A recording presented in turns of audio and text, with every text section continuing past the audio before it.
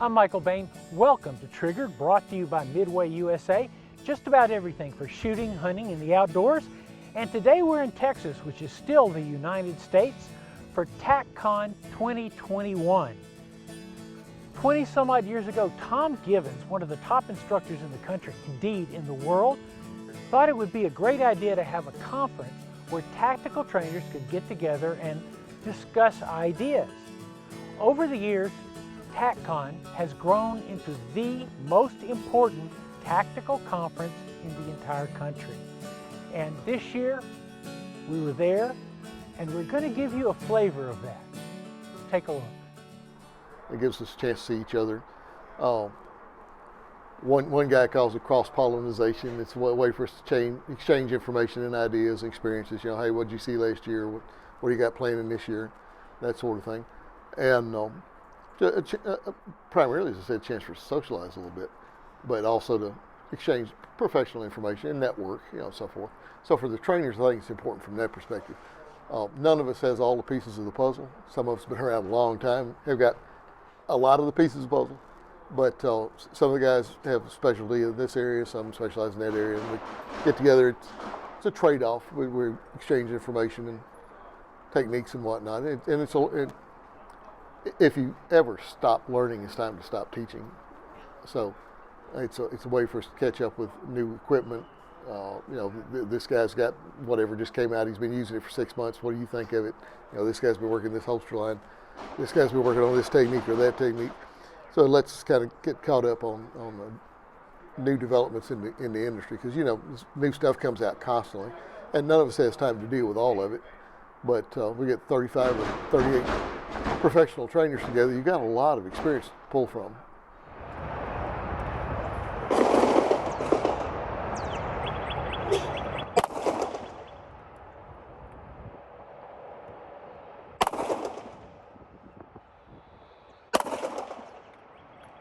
When I say downrange, that's just me. The first one is, that's my first round, first shot of the day, right? Not limbered up, maybe not enough caffeine, maybe too much caffeine, maybe you haven't taken your first dip of the day and you're, you know, it's as steady as a rock. Here's my shooting hand. Anyway, right? So that's why we shoot 3 to get an aggregate. See that, guys? Now here's the interesting thing, okay? I have a 10-yard zero. It's refined for windage at 25. But that is exactly what a 25-yard zero looks like at 10 yards. Does anybody know where a 10-yard zero will print at 25? 0.7 high. So here's the thing, right? I don't care where you zero it at, but let me ask you this. 0.7 high is aim here, hit here. You guys have more stuff to worry about than that? Yeah. Now, if you live that, you know, social media B8 life, where, you know, a 98 is shame and dishonor, then you better have a 25-yard zero, right? Right? Other than that, you got to think your own practical purposes, okay? A 10 should be right in there. Now, am I going to adjust that? Nah, man. If your accuracy standards are more than 1 inch at 10 yards, you're living a very hard life, and you need to relax a little bit. Make sense? All right. Relay 1, you're up.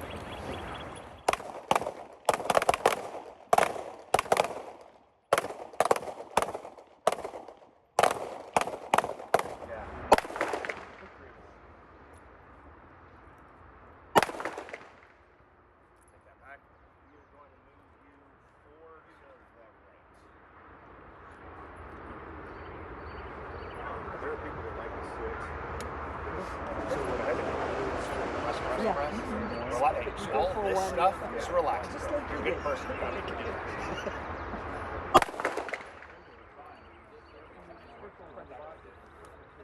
And you felt yourself jerk it, you okay with that? We've got lots more Tac-Con from the Dallas Pistol Club when Triggered returns. And by the way, I will be taking a class from Scott in July. Looking forward to it, and of course, you'll get to see it. The revolutionary TCM from Rock Island Armory. Fire it once and you'll be hooked. The first thing you'll notice is its sonic boom and enormous muzzle flash as it hurls the exclusive Armscore 22 TCM round downrange at a blistering 2,000 feet per second with penetrating impact. It shoots surprisingly easy with light recoil. The 17-round TCM series, so fun to shoot, it's like a thrill ride, only better. Welcome back to Triggered, sponsored by Midway USA, and we're at Tac-Con in Texas. John Farnam is a world-class trainer, as well as being a good friend of mine. He's trained civilian, military, police around the world, and when John talks, you need to listen. When you're lecturing, replace but with and. What about this? And you say, well, yeah, but what have you just done? You negated everything you brought up. And you need to imagine he's going to ask you any more questions. Instead of saying but, say and. And you're right. Yep. No doubt. And here's how we mitigate that. Here's how we work around it. I think it makes you a superior instructor and, more importantly, an honest instructor. I try very hard to make it not sound as if I'm trying to sell you something. Like, I like this gun or I like this ammunition, as if I have some financial connection there. I don't, and I'm free to say terrible things about all of them. And I do. This is from someone who's never manufactured anything in his life. But sure. These wonderful killing machines we carry around are a product of 6,000 years of rotten human history. And in our generation, it is our privilege and honor to use wonderful killing machines. They're deadly weapons. And I don't think it is possible to handle a deadly weapon safely. I don't think that's possible. I think we can handle them carefully. But you want guns in your life? Risk attaches to that. An accident may be in your future, no matter how careful you try to be. You don't want guns in your life? Well, risk attaches to that. You don't get a risk-free life. And in the end, the bacteria win anyway. But I'm a firm believer that you're never going to get anywhere by playing it safe. Our product here in the range is not safety. Our product is victory. And we're going to do it as safe as we can. But you're in a dangerous place. Now, in relative terms, you are in far greater danger driving over here than you are when you're here. But yeah, risk attaches. Risk attaches to everything. And as those of you who've heard me before know, I jump around and there's no connection between this sentence and that, and you'll just have to kind of humor me here. But my subject here today is a retention draw. We're going to talk about drawing the pistol and all the surrounding subjects. So our first subject, as long as we're down here, let's talk about targets. John, you have a lot of years as a trainer here. Yes. You have a lot of years. Yes. What have you seen change that sticks in your mind more than anything else in the time that you've been training? I would say that's a good question. I would say the answer is that the amount of enthusiasm we have for this group that attends, and they're a group 10 times this size who wanted to attend and couldn't get in. I know when Skip Gokenauer first started doing this with the Tactical Invitational, we had some years where there's only a few people there. Now, all kinds of people are coming here, and when you're an operator and you're one of us, you need to be here. They're sold out every year now. We can only accommodate so many people, but all the masters are here. You're going to get a chance to learn from all the big names. It's a priceless opportunity. Because if you think about it and you look at a training event you're going to go to a trainer, you're going to cost a couple of $1,000s in tuition, right. A couple of $1,000s in transportation. Right. Here, you actually get a chance to, I guess the word would be audition some of the really best trainers in the world. There is that's a very good choice of words. That's exactly it. And you get to meet all the big name instructors personally, get coached by them personally, listen to them speak, talk with them, and have conversations with them.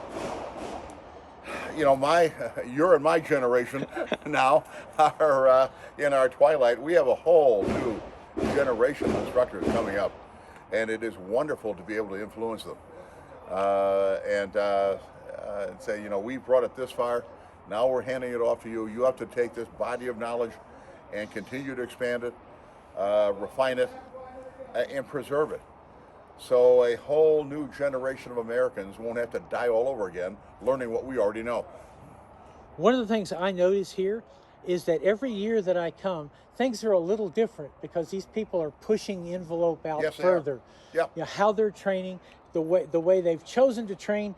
It's you know, if you look at that between now and let's go back to 76, Yes. you know, let's go back to Yes. Cooper days, look at the difference in training at this point. There's a lot more people in it, a lot more opinions. When I'm here, I try to drop in on all the classes, see what my colleagues are teaching.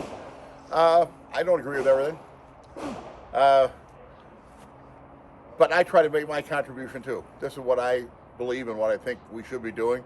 Here are the reasons, and it all gets mixed in with the rest. Heaven knows, I might be wrong. Yeah, that's not possible, John. Yeah, Come on, get serious, John. But you know the expression, when two men agree on everything, one of them is unnecessary. Alignment on our sights and our trigger did we need to hit that 6-inch circle from 5 yards? All you really need to do is keep your grip, see white around it, and press the trigger. And it lands. Did some of you notice that you shot smaller groups in the big circle than you did on the 1-inch square? This big circle is not an aiming problem. It is not a problem solving. The aiming is almost nonsensically easy. Your entire gun, your 70 MOA slide, is covered by your allowable target area. All you have to do is mechanically operate the machine without jerking it around, and you're going to be fine. This target, is this bigger than the window in your rear sight for those of you that aren't running dots and cheating? Is it bigger than your rear sight? Yeah, it is. Is that a small target? No, it's not. It's a big target. If you can see this circle through the rear sight and your front sight is in there somewhere, you're going to be fine as long as you don't mess it up by changing things while you press the trigger. Here, is this bigger or smaller than your rear sight? It's smaller. Now you need to refine your sight picture. You need to operate the trigger in a way that it doesn't disturb that sight alignment. So what if I took maybe another quarter of a second? Another tenth to a quarter of a second?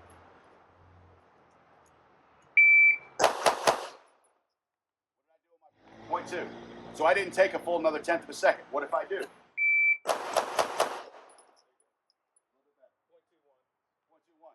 Am I taking a full extra tenth of a second? But I'm thinking about it. And thinking about it improves results, doesn't it? Instead of going, make it go bang as fast as I can, thinking about, okay, take an extra tenth of a second. Take the pedal off the floor just a little bit. What if I try and shoot the 1-inch square at that pace? Yeah, I can hear it behind me. It's going to be ugly. UGLY, you won't have no alibi. It doesn't take you a year and a half to get a much better shot. If you take an extra tenth of a second or an extra quarter of a second, you can get a whole lot better shot. A whole lot better. You don't have to come to a stop. Everything doesn't stop. You just have to become a little more precise. That's all you need to do. You always have. Make the shot count. What's better? What's better? If this is all the guy's given me, is it better for me to dump shots at a pace that is putting 1 out of 3 in, or to shoot a third of a second slower and guarantee an eye socket hit? What would you rather do? When someone's trying to kill you, what do you have time to do? You do not have time to do this stuff. But you have all the time you need to do that. Has anybody ever heard? How do you train with less ammo?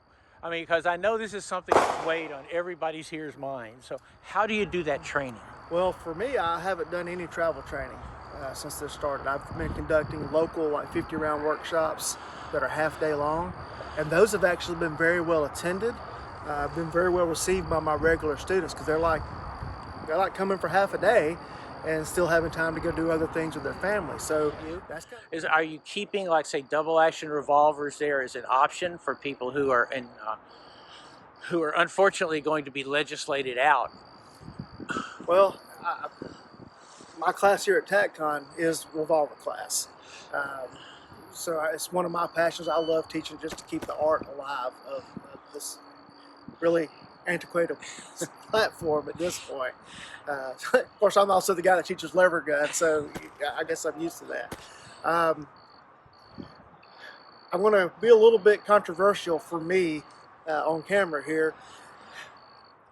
I get calls from people that say, hey, I know you teach these lever gun classes. I would like to take one because I'm worried that my AR-15 is going to get taken away. If you want to learn how to run a lever gun for self-defense just because you want to have the skill and you just want to have the one deer rifle and you need to learn how to use it to protect yourself and your family, that's fine.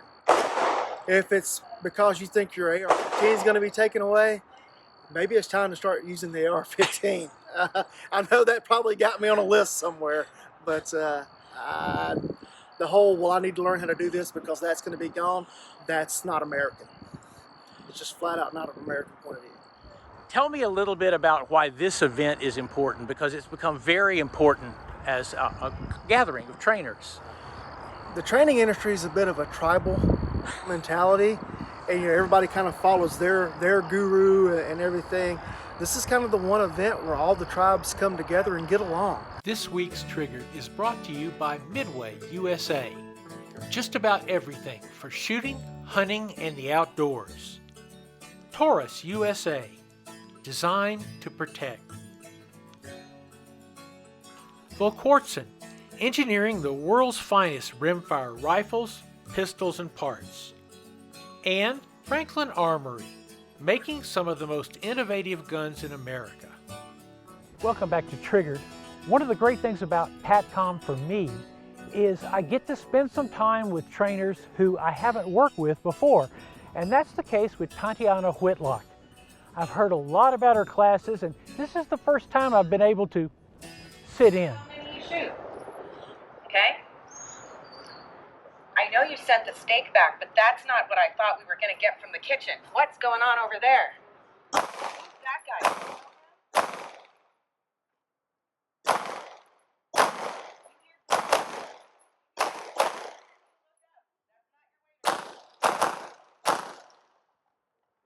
Straight finger, mind your way back to the holster. Be meticulous. Good. Okay.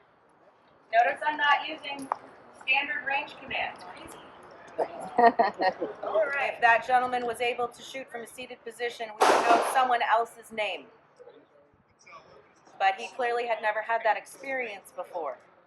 So you need to know how to mind your cover garments, your world from when you're on your rear end, which is seated. How many of us live our lives on one of these pieces of furniture?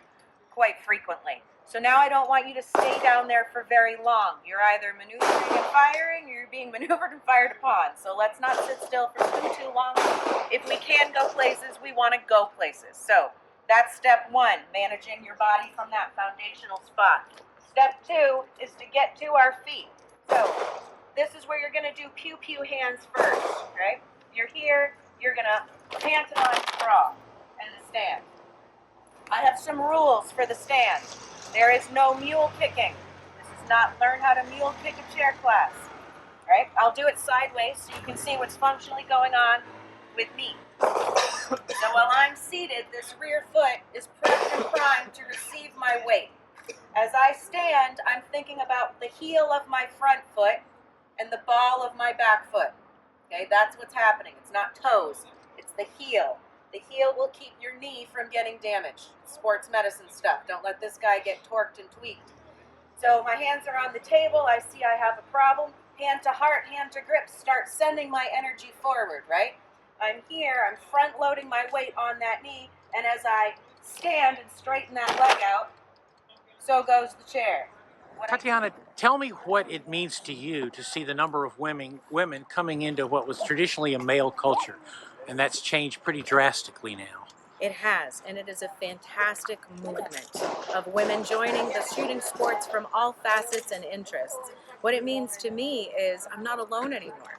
We're seeing so many more women participate, not just at a beginner level, but they're getting fantastic foundational training that's giving them the confidence and desire to take those more intermediate and all the way up through advanced level classes, which is what we know is necessary to truly be an effective first responder on your own behalf. How do you reach the new people who've come in, especially the new women who've come in, a flood of new people? How do you reach them? We have a lot of great women's organizations. We're also seeing a lot of more women certified instructors who are geared specifically to working with a female audience, birds of a feather, right? And it becomes a very safe place to come and learn. We also have a lot of wonderful male instructors who are creating a very nurturing, comfortable environment to welcome those perhaps apprehensive first-time shooters. So organizations like A Girl and a Gun, The Well-Armed Woman, and local communities and chapters across the country are doing a phenomenal job to not only welcome new women, but to keep them coming back. How long have you been training people? Well, my son is my marker of time. He's 11 years old, so 9.5 years ago I shot my very first handgun at a Women on Target NRA clinic, actually. What was it like then? If you go back 9 years, tell me what the universe was like then. It was a very different environment. We had a predominantly, especially in the kind of tactical side of the house, predominantly male range experience. I was very familiar at that time with being the only woman on the range, and I appreciate seeing how that has changed. I've also seen the pulse of the industry and the training community go away from, I'm going to, join the military, to, I live where I live, I go to the coffee shops and the grocery stores. So the movement towards concealed carry and civilian response to problems has been a fantastic change. Okay, we've only shown you a tiny part of Tac-Con, but one of the things I did while there was do some long interviews with other trainers, and we're going to be sprinkling those interviews throughout Triggered over the course of the next few months. I'm Michael Bain, of course Triggered, sponsored by Midway USA, just about everything for shooting, hunting, and the outdoors. You can find us on michaelbain.tv. You can find us on YouTube. If you do find us on YouTube, push the subscribe button. We'll see you next week.